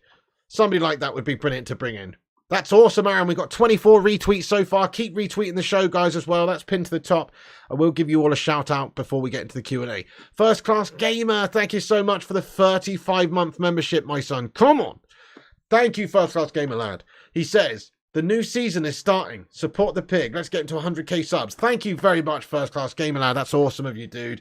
It is getting underway soon. We're only 12 days away from the first fixture of the season. Should be an interesting one. Feeling a bit sort of ambivalent at the moment, feeling a couple of mixed emotions about the season, whether or not United are going to be capable of mounting a challenge. Not so convinced at this moment based on the pre-season we've had and also the fact that we haven't gone and got, you know, exactly what we need in this window. We could do with Kane coming in as well. We really could, to give us that belief in firepower up the top of the pitch. So it might happen, but at this moment, still nothing. No movement. Thank you, First Class Gamer, for being a member for nearly 3 years, by the way, and watching a lot longer than that as well. Let's get a hashtag 35 in there for First Class Gamer. Absolute Don of a man. Proper legend of the channel, this guy. Old school Don. He is an Arsenal scummer, though, but, you know, we won't hold that against him. He's actually not a deluded one. Certainly not a Zayn Miassi type. You know what I mean? Not a Zayn Miassi type. Get in there, my son. Thank you so much for that. A couple of little speculative things to get into very quickly, guys. And these are just speculative things, which is why I've left them to the end of the show. But they're links to United, which have been discussed in the media today. Leon Goretzka. So Florian Plettenberg reporting that Man United never lost their focus on Leon Goretzka. Understand that the 28-year-old is still on the list for the club. Goretzka wanted to stay 100%, but the last 10 days have clearly shown that he won't be a starter under Tuchel for now. Tuchel is planning with Kimmich and Lema and wants a new holding six on top. Difficult situation. Man United and Goretzka. Situation to watch. Still a dream target for West Ham. So that's quite interesting, isn't it? So West Ham maybe have an interest in him. Are we going to be able to sell McTominay to them? I mean, in an ideal world, what we would probably do this summer transfer window is get rid of Fred, get rid of Donny, get rid of McTominay, go and buy Sofyan Amrabat and Goretzka. You know, why not? Why not go and get both of those guys to replace the guff that we've got at the football club? So, I mean, I think Goretzka's a decent option. Obviously, there's a reason why he's not favoured at Bayern Munich ahead of the likes of Kimmich. Kimmich would be the one, wouldn't he? He would be the one. But right now, Manchester United need to improve. And I think that he probably would improve us compared to some of the guff we've got. So if we could get rid of McTominay, Fred and Donny and go and buy Sofyan Amrabat and this guy, then that would probably help us out. But obviously, this is Sky Sports in Germany reporting this. Like I keep saying, there may well be an element of PR guff, PR spin from various clubs here. Manchester United might be having this link in order to try and convince Fiorentina to sell Sofyan Amrabat to us for a more reasonable price. West Ham might be having this link to them to try and convince Manchester United to sell them McTominay for a more favourable price. Otherwise, they're going to turn their attention to Leon Goretzka. You know, so there's a certain media merry-go-round that takes place here. So, obviously, until there's actually some legit sort of traction going on there, it's just a speculative link at this moment in time. But yes or no to Leon Goretzka live chat? What you saying? Yes or no to Leon Goretzka? Would you have him? Yes or no? Let us know your thoughts. Thank you. Nice one.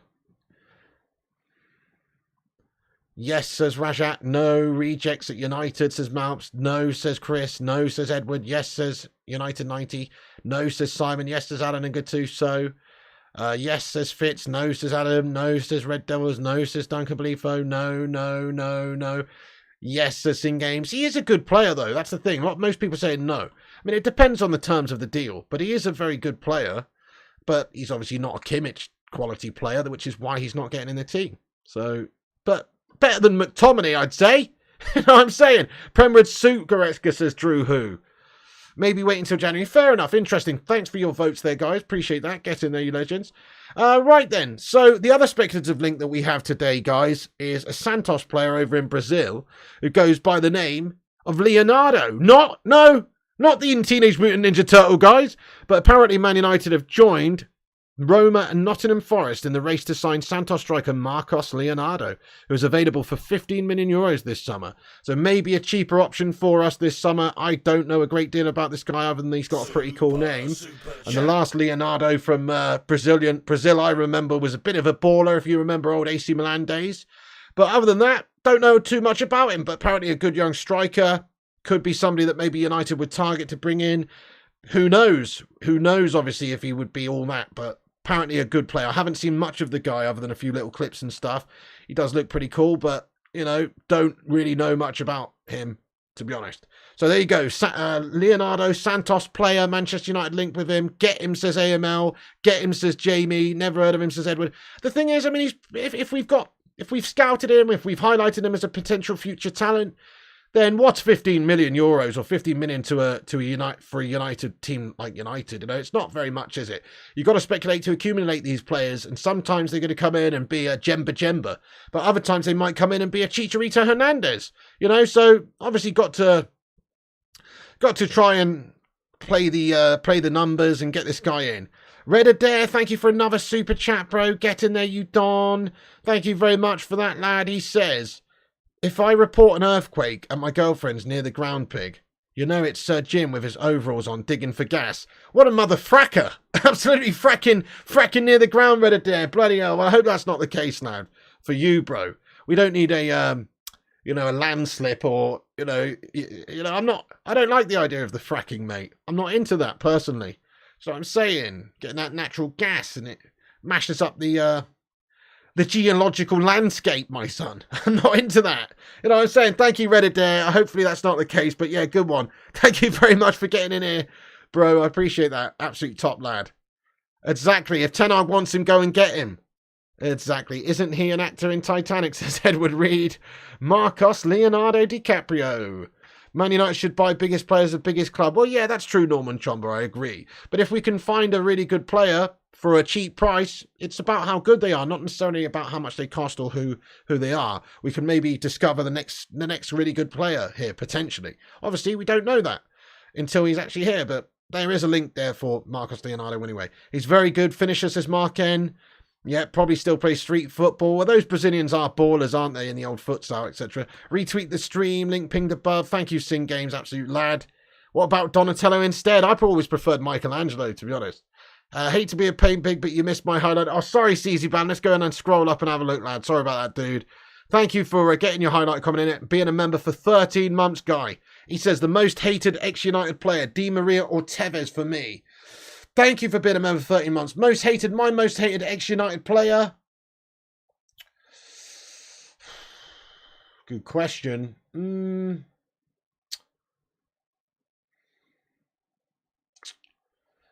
Yeah, probably Carlos Tevez. What a fucking shithead. Considering how good he was for United. And the fact that he just abandoned us and left us and went to Manchester City is a disgrace, to be honest. Even worse than Angel Di Maria in a lot of ways. So, yeah, probably Tevez. What an absolute scumbag. Just trying to think of others. But, yeah, you know, he's right up there, to be honest. Tevez is a dirtbag. Thank you so much for that highlight member comment. Being a member for 13 months, CC Bam. Get your most hated scummers in there. Tevez says Madhouse. Tevez. Ronaldo for slagging the place off. That's a good shout. Tevez says Mark. Tevez says the Hoop Man. Tevez says Alan and AML. Di Maria says Vibiorn. Pogba says Marsu. Hey, thank you so much to you viewed for the £10 super chat here, my son. Get in there. Oh, yes. Get a Sue in there for this guy. He says Rashford needs to paint the fence. Greenwood, well, his painting the fence would be an entire housing estate. Or 2, Leonardo could be part of Bonsai branch to help United. The Dutch Miyagi knows.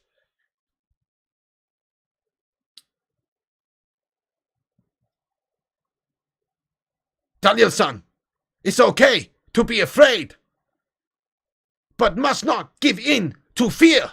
Mate, thank you so much, you viewed, for getting some words of wisdom in, I think. Thank you so much there, you viewed. You're a fucking legend, lad. Rashford needs to paint the fence. He does need to go back to the basics and start painting the fence and waxing on, waxing off. I'm with you there.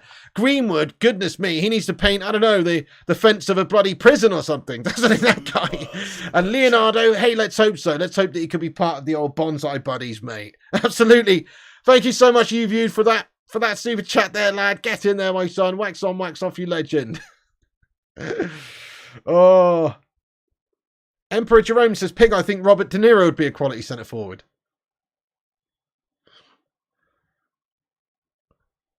Are you talking to me? Are you talking to me? When I'm the only one here, you're talking to me? You what? Thank you very much there, Emperor Jerome. Appreciate you, bro. Get in there. There's some random comments coming in right now. Hey, K Cadet says, fucking hate Di Maria, twat. Fucking hate that Di Maria twat. Fucking that Di Maria twat, he says. Are you? Cakenet, thank you very much indeed. Yeah, Di Maria is an absolute scumbag as well, I agree. Dobby Little Melter. Completely agree. But he did get his house burgled while he was at United, and that could have maybe put him off a little bit, you know. Fair play, he's a scumbag though, and he always talked badly about us after leaving, so screw that guy.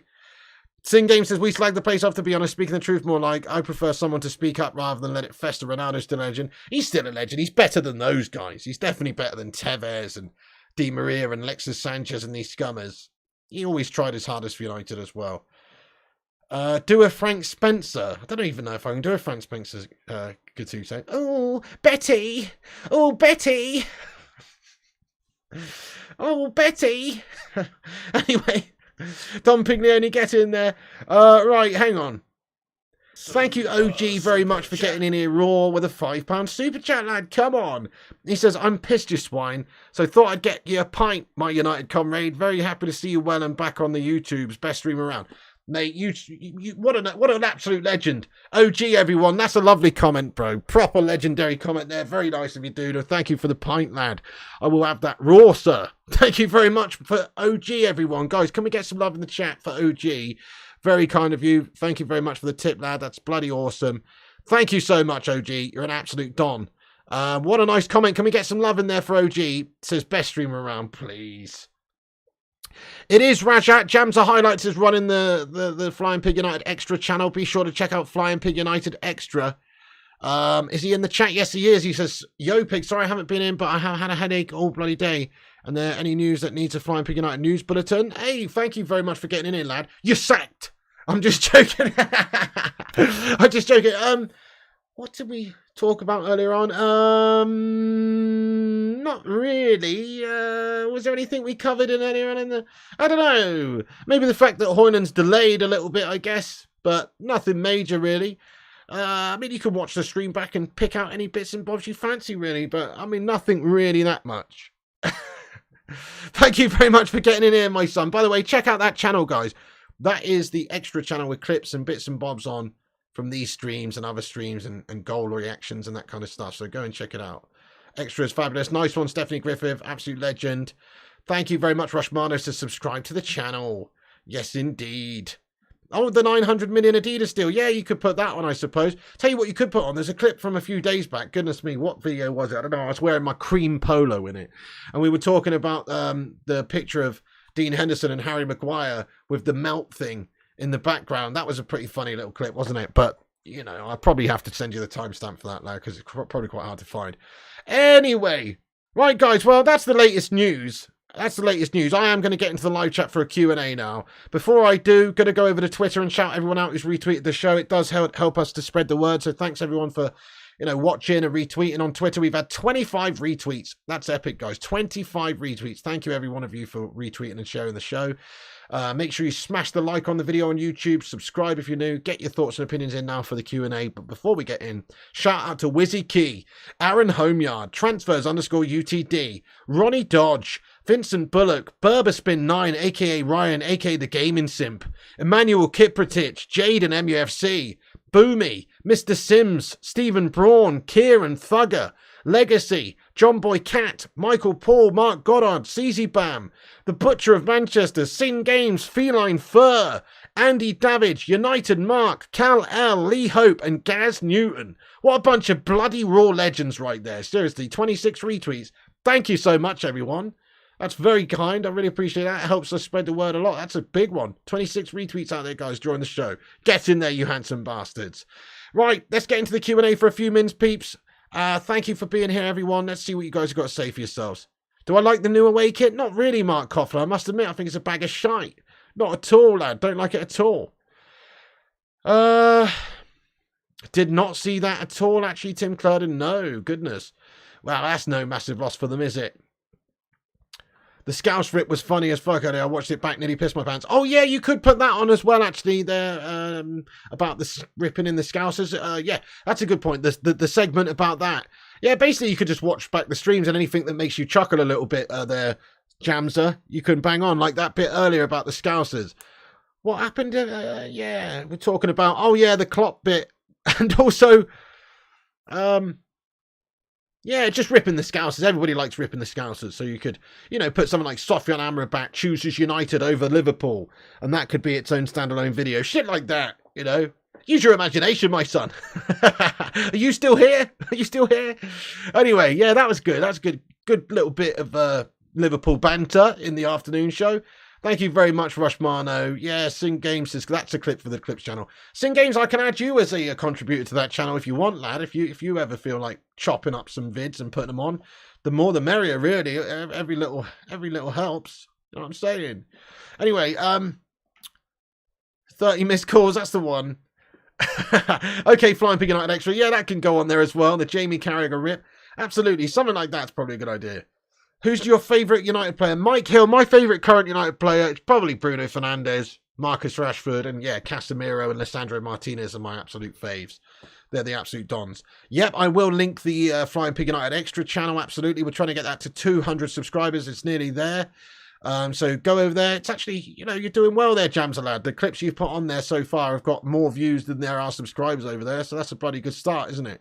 Bloody good start, my son. Shout out to Jamsa Highlights, his channel, fan channel, clips channel and stuff. But he's helping me out with the Flying Pig United Extra channel by putting stuff on there and that kind of thing. What an absolute hero. Yeah, it was in the afternoon video, Flying Pig United fan. Sorry, Flying Pig United Extra there. It was in the afternoon video, yeah. Not sure of when it was, but probably somewhere near the front. We need 17 more subscribers over there, guys. So go and click this link. I'll just put it in the live chat. 17 more subscribers in order to get to 200 subscribers on that channel. So make sure you go over there. If you're not already subscribed to the Clips channel, it's called Flying Pig United Extra. Go over there and subscribe. I've still got to change the logo as well. Dominic, have a great night. Thank you very, very much. Forum, Foom Hassan, we don't need him, do we? Too much trouble. We'll talk about him later on when it's been announced from United that what's going on. You have graphics also to help get likes and subs. I'll share with you. Okay, brilliant, lad. Thank you, Sing Games. Awesome, awesome, awesome. But you've got a bit of keen in him, says OG. Maybe tweet it out too. That's a great shout. Rugmuncher 007, thank you very much indeed there for being a member. No, giving a membership away there. He's gifted a membership. It's gone to Real Killers 11. Real Killers 11 has been gifted the memberships from Rugmuncher 007. Thank you very much, Rugmuncher. That's bloody awesome, lad. Get in there, my son. Come on. Thank you so much. That's very, very kind. I really do appreciate that. Rugmuncher 007, everybody. Get in there, you handsome bastard. Oh, yes. I appreciate you. Thank you so much. Thank you so much. What a hero. Thank you, Rugmuncher 007. Gifted that membership on the channel. Yeah, I'll give you a choice of best player at the end of the season. Too early to choose yet. Fair play. Yeah, fair play. Makes sense. Need to see who does it this year for us. If you could bring back any kit from the past season to play in this season, which would it be? Probably the old green and gold from the early 90s. Cantona vibes. You know, the green and gold quarters, just to say Glazers out. Probably bring that one back. It's iconic as well. I hope that that's the away kit that we have once the Glazer shithouses are gone. Yeah, absolutely, Sing Games. If you want to get involved in clip things, please do. It really help us out. Thank you, Simon Warner. Oh, Rugmuncher 007 getting in here with 5 gifted memberships, man. Thank you so much, dudes. Get a round of applause in there for this guy. Thank you so much, mate. That's fucking awesome, dude. Love that. Thank you very much indeed for sharing that, dude. For sharing 5 memberships out on the channel there. 5 legends have now got membership free, courtesy of Rugmuncher 007. That's 6 people in total, actually. Thank you very much for that. That's so kind of you. That really does help the channel out.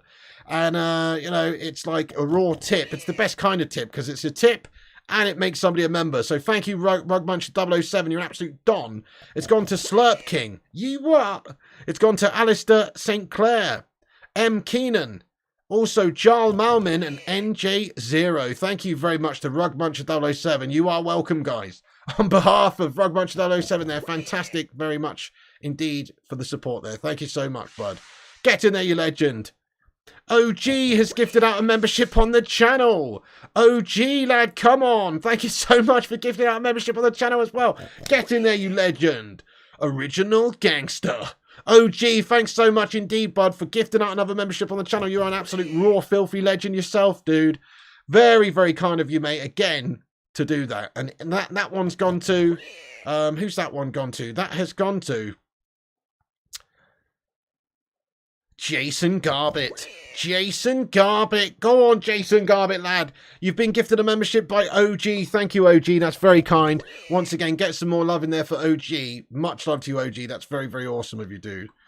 And Rugmuncher007 has gifted out another 5 memberships on the channel. You what? Get in there, my son. Thank you very much indeed for that, dude. That is absolutely awesome. What a legend, man. Rugmuncher's going in there raw tonight. What a hero. Munching rugs left, right, and centre, this guy. Thank you very much, mate. Rugmuncher007. Thank you very much for that, Rugmuncher007. Gifted out 5 memberships. What a hero. Another 5 memberships. So that's 11 he's gifted out tonight. You what? Tajani Isaiki has gone to there as well. Nice one. Tanzania, mate. Get in there, lad. Tanzania. Beautiful stuff. Home of Mount Kilimanjaro, I believe. Get in there, my son. Two-Tone. Shane Doherty. Matej Aleja. And also Kendo Beats. Kendo Beats, guys, has also been gifted the membership there by Rugmuncher007. That's really kind of you, Rugmuncher007. Thank you so much for all the gifts there, dude. Absolute Don. Massive Don. Dude, why are all these Phil Joneses coming in still? Oh, my goodness me. Dudes, AML, man. AML, thank you so much, my friend, for gifting out another 10 memberships on the channel. Goodness me! What's happening at the end of this stream tonight, guys? Not sure what's going on here, but loads and loads of gifts coming in. Loads of new members being created. We've got a shitload of channel members now. Everybody's in green. Thank you so much to AML there, as well as Rugmuncher007 and OG and everyone else, for gifting out a shitload of memberships on the channel. AML going in there raw. It stands for Amazing Massive Legend. What a fucking Don. Thank you, AML. You're an absolute hero, mate. He says, you what? You're a legend, AML. Thank you so much. Aiden Hills has become a member. Jignesh Patel. Get in there, guys. All because of AML here. Robs. Morgan. Jabba. Get in there. Aikuraru. Oh, yes. He has gone big again there, Cake Cadet. AML's gone very big. Jono just became a sponsor. Josh Coleman. Steve Wild. Oh, yes. Oh, yes, indeed. Do So Dolphin. Robs, Steve, Morgan, welcome in, guys. Courtesy of the legend that is AML. Thank you to AML. Really nice of you, dude. Seriously, thank you so much. Seriously, thank you so much for that. That's awesome, man. Fucking awesome. Really appreciate it. Thank you so much for that, bud. What a Don. What an absolute Don. Hashtag Don. Dudes, too many legends getting in here tonight. What's happening? There's another one. What the fuck? Dude, United We Stand getting in here with another one as well. He's gifted out a membership on the channel. You what? Thank you so much, bud, for gifting out a membership, United We Stand. You absolute legend. Another one. Dude, that is insane. Howard Garrick says, Pigo, AML's great again, bro. AML's going in there raw. Big credit to United We Stand getting in on the action as well. And he's made Jason Chapman a sponsor. Thank you so much, United We Stand, for gifting out the membership as well, dude. Dude, that's like 20-odd memberships tonight that have come in here raw. Thank you, each and every one of you legends that has gifted out a membership. The Bacon Brigade is growing, OG. Thank you once again. Fucking legends. Thank you, AML. Seriously, very kind of you. Thank you, United We Stand. Thank you, OG. Thank you, Rugmuncher007. Proper Dons. Proper Dons. Yeah, definitely legends of the Bacon Brigade. Tim Clerdon says, Mount Kilimanjaro is in Indonesia, pig. Tim Clerdon, I think you need a geography lesson, mate. Mount Kilimanjaro is in Africa, bud. And I'm pretty sure it's in Tanzania. So, you know, you're the mug lad, not me. Look it up. Look it up, bud. It's definitely not in Indonesia, mate. You're talking guff. Rugmuncher007, thank you very much for your super chat as well. Another £5 super chat, mate. Get in there, my son. Come on. He says, I like a hairy growler. Fucking hell, man. I mean, you're sharing a little bit too much there, bud. With a name like Rugmuncher007, I can kind of believe that, to be honest, you know, because let's face it, what's another name for a rug? You know what I mean? AKA the Merkin Man. That's right. Much love to you, Rugmuncher007. Hey, whatever makes you happy, my son. You know what I mean? That's what I say. Respect. Oh, you like airy ground. I'm more into the Brazilian vibes myself. You know what I mean? I like a nice, neat landing strip. Rogue Puncher 007, thank you so much for that there, dude. It's 100% in Tanzania, isn't it? Yeah, guys, absolutely it is. Thought so. Okay then, great stuff there. That's awesome. Kilimanjaro even mentioned the song Africa by Toto. I felt the rains down in Africa. What a tune. That's an absolute banger. If I was a dog, what type of dog would I be? I'd be a hound dog, my son. Ain't nothing but a hound dog. Lying all the time. Well, you ain't never caught a rabbit, so you ain't no friend. Sorry, guys. I don't know. I'd probably be a hound dog, wouldn't I? Don't know. Top tune. There you go. Anyway, right, okay, I'm going to read out a couple more comments, guys, and I will have to wrap this stream up because it's getting late. But thank you seriously once again to all the gifters on the channel there. Absolutely amazing. Thank you so much for the support, peeps. You're a bunch of legends. That's basically all the United news anyway. Yeah, you can go back and watch it and if you're just getting in. Maguire said he was high class. Well, that was just a lie. Well, you just scored 10 OGs this season. Yeah, you ain't no United captain of mine. Exactly. If Slabby was a dog, he'd be a Chihuahua. Are you sure? I think he'd be a big St. Bernard, like that dog Beethoven. You know, just drooling all over the place, slow as fuck, big old slab. You know, expensive. That's probably what he'd be. Oh, goodness me. There's some comments coming in here tonight. Yeah, the FPU extra channel looks good. Guys, go over there, subscribe to the FPU extra channel. Absolutely, there's a new extra channel. We're going to be doing all sorts of stuff over there with clips and shorts and all sorts of stuff. Shout out to Jamza. Hopefully we can get Sing Games involved as well to upload clips and stuff whenever he can. And, you know, stuff like that would be great. It's a community effort. Maguire's high on Class A if he thinks that's the Sing Games. What a bunch of legends. Right, okay then, guys. Well, I'm pretty much going to have to wrap it up. The health's not bad, Dale. I'm still awaiting a CT scan, mate. The NHS is a bag of shite. They told me it would be about 8 weeks. And that was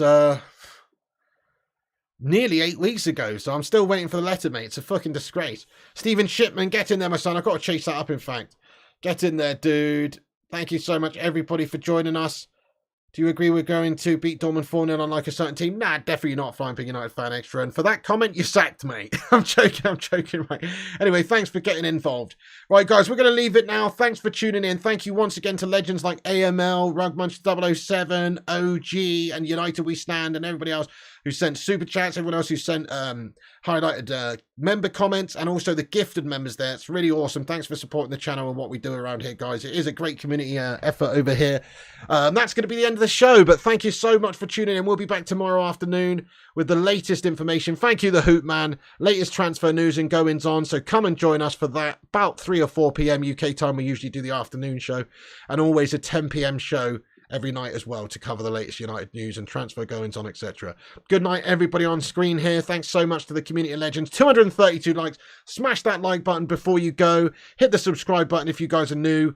Get yourself involved with the channel any which way you can. Click the bell icon for notifications. Follow us on Instagram, Facebook, Twitter, TikTok, Twitch. I have done actually Howard Garrick's. It's at the top of the live chat.